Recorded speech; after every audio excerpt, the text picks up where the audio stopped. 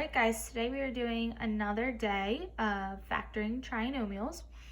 They're just going to be a little bit harder because instead of having 1 as our leading coefficient, we are now going to have numbers greater than 1. So if you look at example 1, we have a 2 in front, and example number 2, we have a 3 in front. So I just want to review how we factor when we have a 1 in front. So remember, you're just drawing 2 sets of parentheses. All right, we break up our x squared, x and x. Now remember, we're trying to find 2 numbers or 2 factors that multiply to 8 and add to give me 2. So in this case, it's 4 and 2. Now I need it to multiply to a negative 8 and add to give me a positive 2. So the only way for that to work is if we have a positive 4 and a negative 2.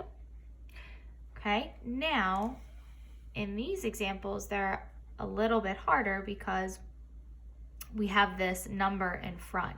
So it's not as easy as just saying, okay, what multiplies to 3 that also adds to give us 7?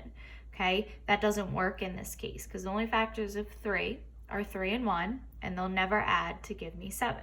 Okay, however, we follow pretty much the same steps, but we have to do a little bit of guessing and checking, okay?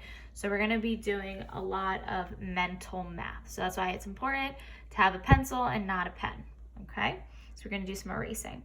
So first things, you're still going to draw your 2 sets of parentheses. What's nice about the number 2 is that it's prime.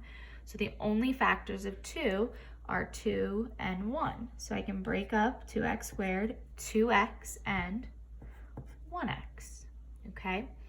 Now, in order to see which numbers will add to give me 7, I'm gonna use guess and check. We're gonna check our outers and our inners, okay? So if you remember from FOIL, okay, a way to check our answer is with checking the outer and inners. So here, if I check my outers and inners, I get 4x and negative 2x, okay? If I add those together, a way to check to see if they give me my middle term, 4x minus 2x does give me 2x, okay? So that's what we're gonna do down here as well. So I need factors of 3. Well, what's nice about this problem is 3 is also prime. So my factors of 3 are 3 and 1. Now, it does matter where you put the 3 and the 1. So we're going to just kind of guess and then check to see if it works. So if I have 3 and I put the 1 here, we would have 3x and 2x when I multiply my outers and inners. Well, if I add or subtract 3x and 2x in any way, am I ever going to get 7x? Well, 3x plus 2x is 5x. If I subtract them, I get 1x. It doesn't work, okay? So that means we're gonna erase and we're gonna move the 3 and the 1 into 2 separate spots. So I'm gonna put the 1 here now and the 3 here now. So when I multiply, I get 1x and I get 6x. Well, what's nice about this is when I add them, they do give me my middle term, which is 7x, okay? Now, the reason I have arrows here is our signs, so both of these would have to be positive to give me 7x. My signs go in certain spots. So like for here, whatever your sign is of your top term will go to the left binomial, so it'd be 2x plus 1. Whatever your sign is of the bottom one will go to the right, so it'd be x plus 3. So your final answer is 2x plus 1 and x plus 3. So it requires some mental math, but you guys can do it.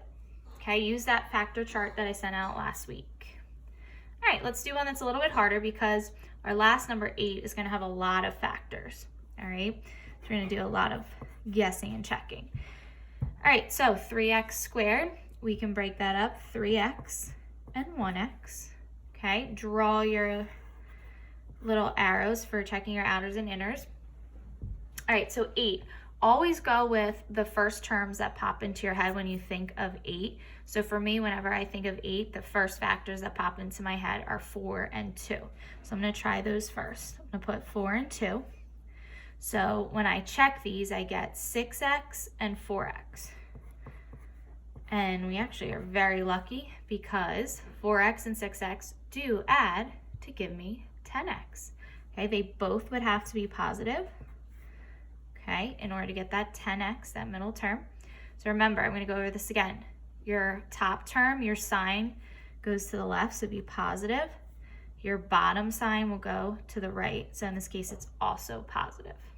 All right, so your final answer, 3x plus 4 and x plus 2. And you are done. Okay, we're gonna go through this slowly. This is just gonna be the first day of this, and I'll start doing more and more examples where it gets a little bit harder. But for today, this is all we're gonna do.